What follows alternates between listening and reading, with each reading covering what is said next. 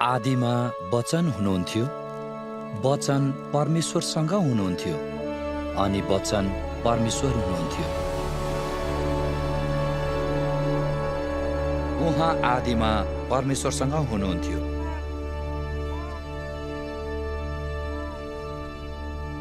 सबै थोक उहाँद्वारा बनिए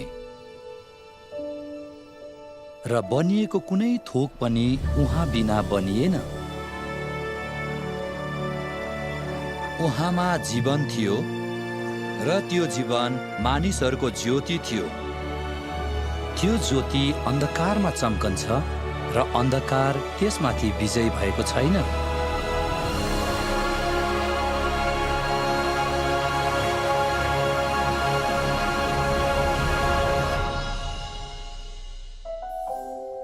हाम्रा माझमा घटेर पूरा भएका घटनाहरूको विवरण संग्रह गर्ने काम धेरैजनाले आफ्नो हातमा लिएका छन्। तिनीहरू जो सुरुदेखि नै वचनका प्रत्यक्ष गवाह र सेवकहरू थिए, तिनीहरूले यी कुरा हामीलाई सुम्पिदिए।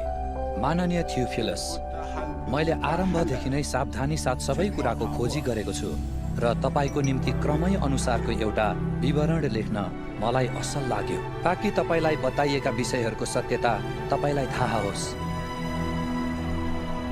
यहुदाको राजा हेरोदको समयमा जकरिया नाउँ भएको एकजना पुजारी उसको श्रीमती एलिसिबासँग बस्थे। परमेश्वरको नजरमा दुवैजना धार्मिक थिए, तरै पनि उनीहरूको कुनै सन्तान थिएन।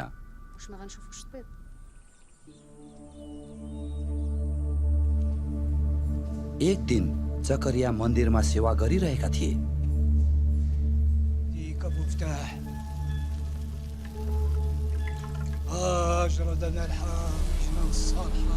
त्यहाँ एउटा स्वर्गदूत देखा परे र तिनलाई भने, नडराऊ, किनकि तिम्रो प्रार्थना परमेश्वरले सुन्नु भएको छ। एलिसिबाले एउटा बालकलाई जन्म दिनेछ र उसको नाम यूहन्ना भनेर राख्नु पर्नेछ। जकरियालाई यो कुरामा शङ्का लाग्यो, किनभने ऊ र उसको श्रीमती दुवैजना एकदमै वृद्ध भइसकेका थिए। जकरियाले यो कुरामा विश्वास नगरेको कारण स्वर्गदूतले उसलाई यो भन्यो कि अब ऊ बोल्न सक्दैन। जब जकरियाले मन्दिर छाडे, उसले कसैसँग पनि कुरा गर्न सकेन।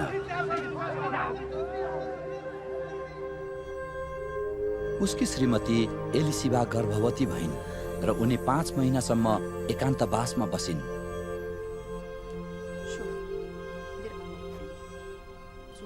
र यसो भनिन्, मानिसहरूका बीचमा मेरो कलङ्क हटाउनलाई अब परमप्रभुले ममाथि यसरी कृपा गर्नुभएको हो।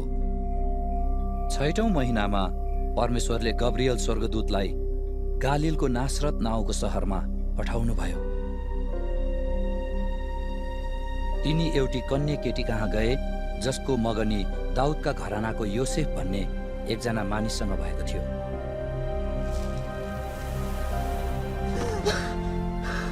त्यस कन्याको नाउँ मरियम थियो।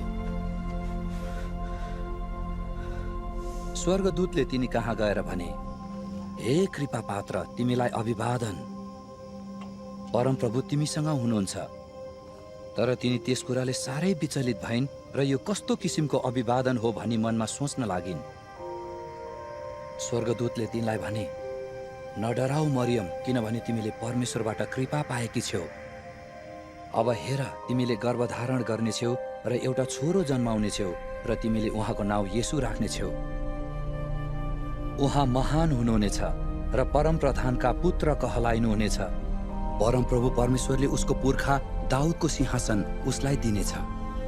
उहाँले याकुबको वंशमाथि सदा सर्वदै राज्य गर्नुहुनेछ र उहाँको राज्यको अन्त्य हुने छैन। मरियमले स्वर्गदूतलाई भनिन्, यो कसरी हुन सक्छ, किनकि म कन्या हुँ। स्वर्गदूतले तिनलाई जवाफ दिएर भने, पवित्र आत्मा तिमीमा आउनुहुनेछ र सर्वोच्चका शक्तिको छाया तिमीमाथि पर्नेछ। यसै कारण जो जन्मनु हुनेछ उहाँ पवित्र अर्थात् परमेश्वरका पुत्र कहलाइनुहुनेछ। हेर, तिम्री नातेदार एलिसिबाले पनि तिनको वृद्धावस्थामा छोरो गर्भधारण गरेकी छिन् र जो बाँझी कलाएकी थिइन् तिनी अहिले 6औं महिनामा छिन्, किनकि परमेश्वरको निम्ति कुनै कुरा असम्भव छैन। अनि मरियमले भनिन्, हेर्नुहोस्, म परमप्रभुकी दासी, मलाई तपाईको वचन अनुसार होस्। तब स्वर्गदूत तिनीबाट विदा भए। ती दिनमा मरियम आत्तुरीसँग पहाडतर्फ यहुदियाको एउटा गाउँमा गइन् र जकरियाको घरमा पसेर एलिसिबालाई अभिवादन गरिन्। जब एलिसिबाले मरियमको अभिवादन सुनिन्, तब तिनको गर्भमा बालक उफ्रियो र एलिसिबा पवित्र आत्माले भरिपूर्ण भइन्। र एलिसिबाले चर्को स्वरले भनिन्, स्त्रीहरूमा तिमी धन्य के हौ र तिम्रो गर्भको फल धन्यको हो।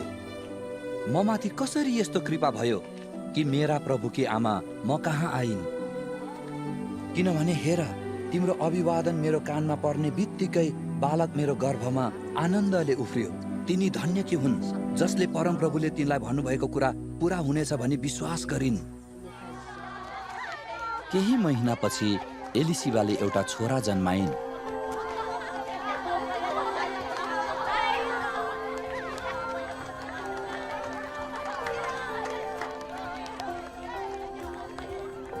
यतिन्जेलसम्म पनि जकरिया बोल्न नसकेको कारण जकरियाले एउटा पाटीमाथि उसको नाउँ यूहन्ना हो भनी लेखे।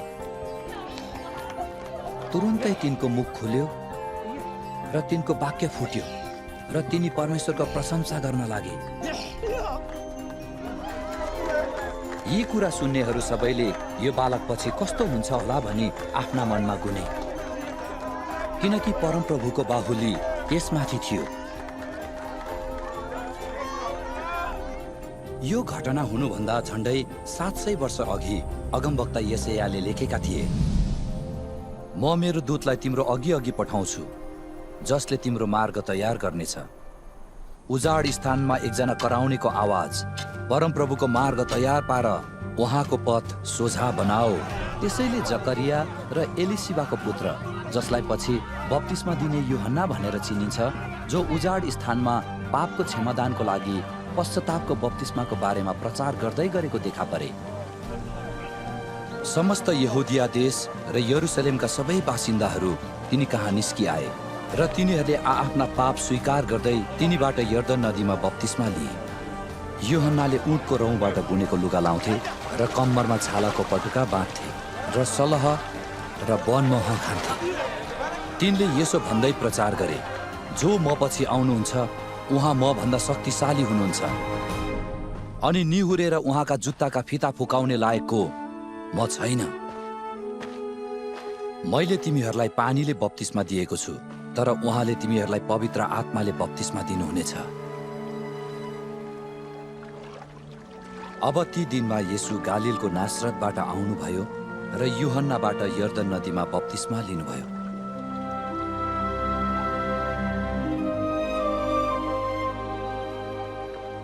पानीबाट उक्ली आउने बित्तिकै उहाँले स्वर्ग उघ्रिएको र पवित्र आत्मालाई ढुकुरको रूपमा आफूमाथि ओर्लदै गर्नुभएको देख्नुभयो। अनि स्वर्गबाट यस्तो एउटा आवाज आयो, तिमी मेरा प्रिय पुत्र हौ, तिमीसँग म अति प्रसन्न छु।